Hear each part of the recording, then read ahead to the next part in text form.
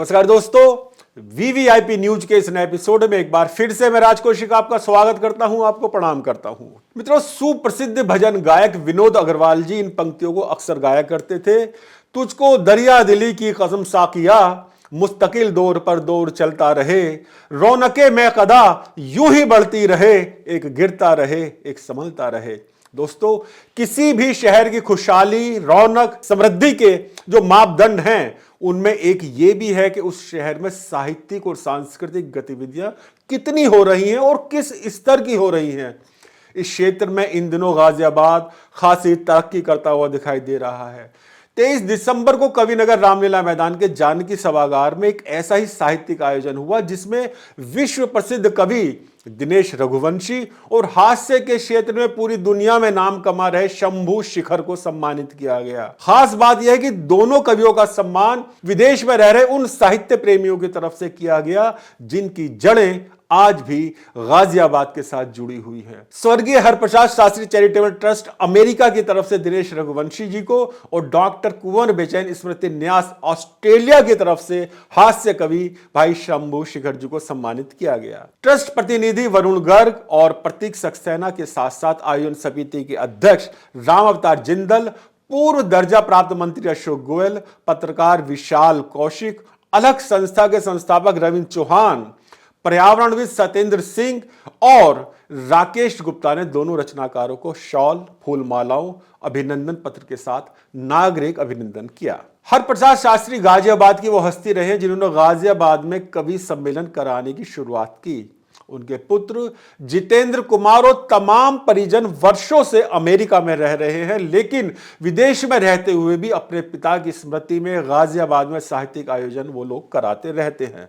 Doctor कुंवर बेचैन स्मृति न्यास सुप्रसिद्ध कवि स्वर्गीय कुंवर बेचैन के पुत्र प्रगीत कुंवर और पुत्र वधु भावना कुंवर का है, जो ऑस्ट्रेलिया में रहते हुए भी गाजियाबाद की साहित्यिक गतिविधियों में योगदान देते रहते हैं। मित्रों, करीब 5 घंटे चले कवि सम्मेलन में रचनाकारों ने एक से एक अच्छी रचना पढ़कर श्रोताओं को मंत्र मुग्ध कर दिया। सुप्रसिद्ध हास्य कवि शंभू शिखर के कुछ पंच बेहद लाजवाब रहे। उनकी इस बात पर लोग खूब हंसे कि वो आजादी से 2 साल पहले भी गाजियाबाद आए थे। आजादी का साल उन्होंने क्या बताया, वो समझने और आनंद लेने वाली बात है। मैं आजादी से 2 साल पहले 2012 में पहली बार गाजियाबाद आया था। हम तो 14 में आजाद हुए ना। शंभू शिखर की इस बात पर भी लोग खूब हंसे कि उन्हें कैसे पता चला वो गाजियाबाद आ गया है। सुनिए क्या कहा है शंभू शिखर ने। मैं जैसे ही मैं अभी आजकल नोएडा रहता हूं, मैं नोएडा से गाजियाबाद में आज घुसा तो कविनगर शुरू होते ही 2 लोग आपस में गाली गलौज कर रहे थे। मैंने नेविगेशन बंद कर दिया, मैं समझ गया मैं सही जगह आ गया। आधे घंटे तक गाली गलौज करते रहे, मुझसे रहा नहीं गया, मैं गाड़ी से उतरा, मैंने उनको समझाया, तब मारपीट हुई। मारपीट हुई मेरे साथ। पाकिस्तान वो पकड़कर मुझे बुरी तरह धुनने लगे, मैंने फिर समझाया तो अच्छी तरह धुना। तो गाजियाबाद वालों को ज्यादा समझाया नहीं जा सकता। मित्रों, शंभू शिखर की लड़ाई झगड़े वाली बात पर लोग भले ही खूब हंसे हो, मगर सच तो यह है कि अब गाजियाबाद की इमेज बदल चुकी है। अब गाजियाबाद लड़ाई झगड़े या गैंगवार वाला शहर या जिला नहीं है। हाँ, कुछ वर्ष पहले जरूर ऐसा था, मगर आज गाजियाबाद का नाम देश के बड़े और अच्छे शहरों की सूची में आ चुका है। यही कारण है कि गाजियाबाद में जमीन और प्रॉपर्टीज की कीमत लगातार बढ़ रही है। साथ ही गाजियाबाद में साहित्यिक और सांस्कृतिक आयोजनों की संख्या भी निरंतर बढ़ रही है। आइए अब फिर से लौटते हैं कवि सम्मेलन की तरफ। सुप्रसिद्ध कवि दिनेश रघुवंशी ने कमाल का काव्य पाठ किया। उनकी कई पंक्तियां तो ऐसी रही कि सुनने वालों की आंखें गीली हो गई। पुराना मकान, चौखट, मां का सतिया बनाना जैसे संदर्भों ने लोगों को भावुक बना दिया। सुनिए क्या क्या कहा है दिनेश रघुवंशी ने। वो जिस चौखट पे माने हाथ से सतिये सजाए थे, उसी चौखट को सजदा करने अपने गांव जाता हूँ। उसी चौखट पे करने अपने गांव जाता हूँ। मित्रों, दिनेश रघुवंशी का नया गीत भी श्रोताओं ने खूब पसंद किया। गीत के भाव कुछ ऐसे थे कि जितनी चादर हो उतने ही पांव फैलाने चाहिए, इससे नींद भी अच्छी आती है। किसके साथ गया है अब तक निर्मोही संसार, जितनी तेरी चादर प्यारे उतने पैर पसार, नींद अच्छी आएगी, नींद अच्छी गीत पूरा करूं आगे? अच्छा है, सुनिएगा। नींद अच्छी आएगी, आखिर गुरुजी देखना, आखिर ऐसा क्या जो इच्छाओं का अंत नहीं है, आखिर ऐसा क्या जो इच्छाओं का अंत नहीं है, कितना भी मिल जाए लेकिन वो अत्यंत नहीं है, आखिर ऐसा क्या जो इच्छाओं का अंत नहीं है, कितना भी मिल जाए लेकिन वो अत्यंत नहीं है, तुझसे भी पहले कितनों ने जीवन भर है जोड़ा, धन के पीछे पागल हो अपनों से नाता तोड़ा, बिन पुरुषार्थ कमाया धन, एक पंक्ति पर फिर मोहब्बत मिले, बिन पुरुषार्थ कमाया धन तो लाता सिर्फ विकार, जितनी तेरी चादर प्यारे उतने पैर पसार, नींद अच्छी आएगी, नींद अच्छी आएगी। बहुत बहुत धन्यवाद दोस्तों, विश्व प्रसिद्ध शायर विजय सिंह परवाज हमेशा की तरह खूब जमे। शराब पर जो शेर उन्होंने पढ़े उन्हें सुनकर लोग झूम उठे। आपको भी सुनवाते हैं परवाज साहब के वो शेर। गुलों की बात नहीं, खारो खस में उतरेगा, वो नूर बन के यहाँ हर नफस में उतरेगा, सांस में ज्योति बनेगा, इश्क प्रेम की ज्योति बन जाएगा और हमारी सांस सांस में लीन हो जाएगा।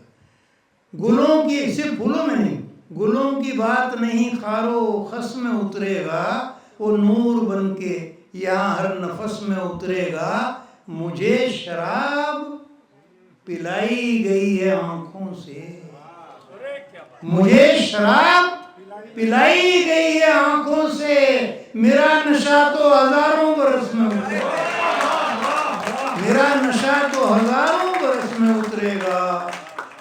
मित्रों, आज के दौर की एक बड़ी समस्या यह है कि ज्यादातर लोग खुद को वैसा दिखाने की कोशिश में लगे रहते हैं जैसे वो है नहीं। ये कश्मकश व्यक्ति को हमेशा उलझन में डाले रखती है और वो भी नहीं कर पाता जो सहज रहते हुए आसानी से कर सकता है। आइए सुनते हैं परवाज साहब की एक शानदार गजल।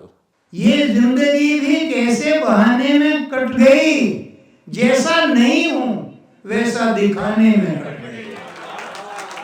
ये जिंदगी भी कैसे बहाने में कट गई, जैसा नहीं हूं वैसा दिखाने में कट गई। ये भी कोई मिलन है, लगे इस मिलन को आग, ये भी कोई मिलन है, लगे इस मिलन को आग, आधी से ज्यादा रात मनाने में कट गई, आधी से ज्यादा रात मनाने में कट गई। दोस्तों, गाजियाबाद का साहित्यिक वातावरण ऐसा शानदार बना हुआ है कि नए नए अंकुर फूट रहे हैं, खुशबू बिखेर रहे हैं।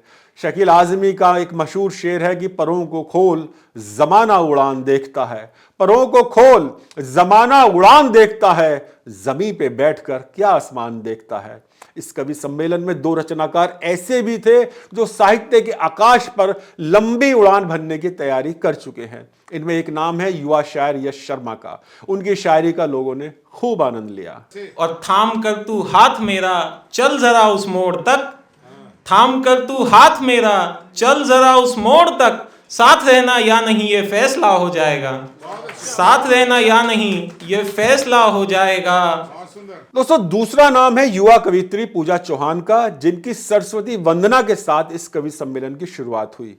पूजा चौहान और उनके पति रविंद्र चौहान अलग नाम से एक साहित्यिक संस्था बनाकर साहित्य के प्रचार प्रसार में लगे हुए हैं। आइए सुनते हैं पूजा चौहान की कुछ पंक्तियां। मिल गया है रास्ता अब दूर मंजिलें नहीं, मिल गया है रास्ता अब दूर मंजिलें नहीं, हौसलों की छाँव में उम्मीदों की जो प्यार है, पाँव थकते ही नहीं अब मंजिलें जो साथ हैं, अब मंजिलें जो साथ हैं।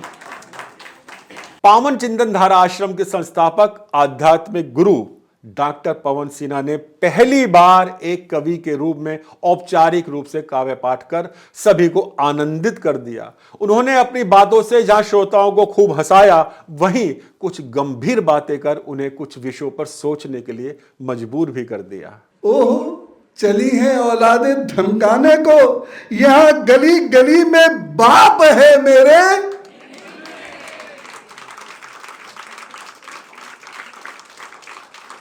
हम प्यार करना जानते हैं, प्यार बांटते हैं, नहीं तो हामिद सबरवाल और मदाना भी है मेरे हिंद में। पैटर्न टैंक्स का फलूदा बना दिया था। बुलंदशहर के शायर आलोक बेजान की शायरी खूब जानदार रही। ओज के सुप्रसिद्ध कवि डॉक्टर अर्जुन सिसोदिया भी खूब जमे। तो मित्रों, आज के एपिसोड में बस इतना ही। ये एपिसोड आपको कैसा लगा कमेंट्स बॉक्स में जरूर लिखिए और सब्सक्राइब करना बिल्कुल ना भूलिएगा। VVIP न्यूज, नमस्कार।